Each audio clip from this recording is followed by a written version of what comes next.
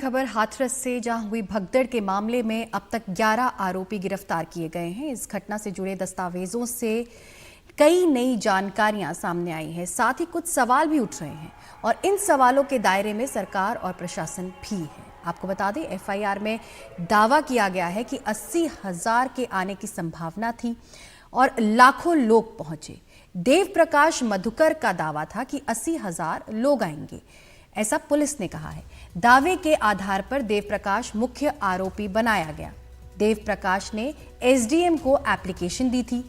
SDM को मिली application में 80,000 से ज्यादा लोगों के आने की बात लिखी गई थी। मानव मंगल सद्भावना समागम समिति का मुख्य सेवादार है देव। मानव मंगल संगठन के नाम से सत्संग की इजाजत मांगी गई थी। समागम तथाकथित बाबा का संगठन ही कर रहा था।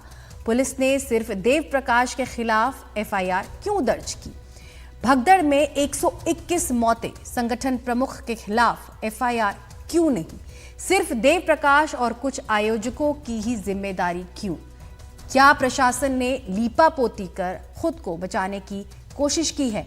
क्या बाबा को भी बचा रहा है प्रशासन?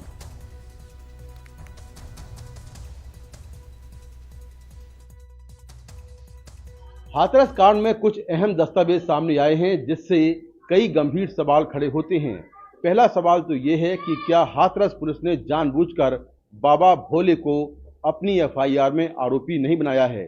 दूसरा सवाल ये कि क्या जानबूझकर प्रशासनिक लापरवाही को नजरअंदाज किया गया? दरअसल इस मामले का जो मुख्य आरोपी है देव प्रकाश मधुकर, जो कि मेन ऑर्गेनाइजर है, उसकी ओर से हाथरस के उप जिलाधिकारी को सत्संग की परमिशन के लिए एक एप्लीकेशन दी गई थी। ये एप्लीकेशन एनडीटीवी के हाथ लगी है और इस एप्लीकेशन में जो देव प्रकाश मधुकर है, उसने साफ तौर पर लिखा है कि सत्संग में 80,000 से ज़्यादा लोग आ सकते हैं और उसको देखते हुए व्यवस्था की जाए। लेकिन हाथरस पुलिस ने अपनी एफआईआर में कहा कि देव प्रकाश मधुकर की तरफ से कहा गया था कि केवल 80,000 लोग ही आएंगे और वहां पर 2.5 लाख लोग आ गए, जबकि एप्लीकेशन में साफ साफ लिखा गया है कि 80,000 से ज़्यादा लोग आएंगे। तो ऐसे में सवाल ये है कि क्या पुलिस ने जानबूझकर प्रशासनिक लापरवाही को नज़रअंदाज किया है और पूरे मामले में लीपापोती की है? क्योंकि पुलिस ने इस मामले में पूरी जिम्मेदारी देव प्रकाश मधुकर पर डाल दी और उसे गिरफ्तार कर लिया। उसके जो सेवादार साथ में और हैं, उन्हें गिरफ्तार किया जा रहा है। लेकिन आखिर पुलिस को जब पता था कि 80,000 से ज़्यादा लोग आने वाले हैं, तो उन्होंने व्यवस्था क्यों नहीं की? उन्होंने एफआईआर में क्यों लिखा कि देव प्रकाश मधुकर ने यही बताया कि केवल 80,000 लोग आएंगे, जबकि वहां पर 2.5 लाख लोग मौजूद थे?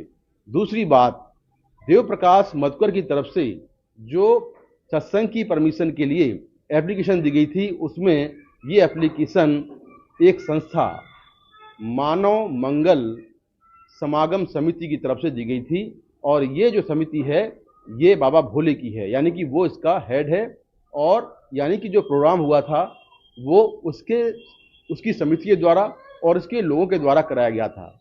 जब प्रोग्राम उसी की समिति के द्वारा हो रहा है, उसके लोगों के द्वारा हो रहा है, तो आखिर बाबा इसके लिए जिम्मेदार क्यों नहीं है? तो क्या जानबूझकर उसका नाम एफआईआर में नहीं लिखा गया? ये भी एक बड़ा सवाल है, जिसको लेकर हाथरस पुलिस और प्रशासन पर कई बड़े गंभीर सवाल खड़े हो रहे हैं कि आखिर जानबूझकर बाबा का नाम एफआईआर में क्यों नहीं लिखा गया, जबकि जिस समिति ने परमिशन मांगी थी वो भी बाबा भोले की है और जो सेवादार है वो भी बाबा का ही आदमी है।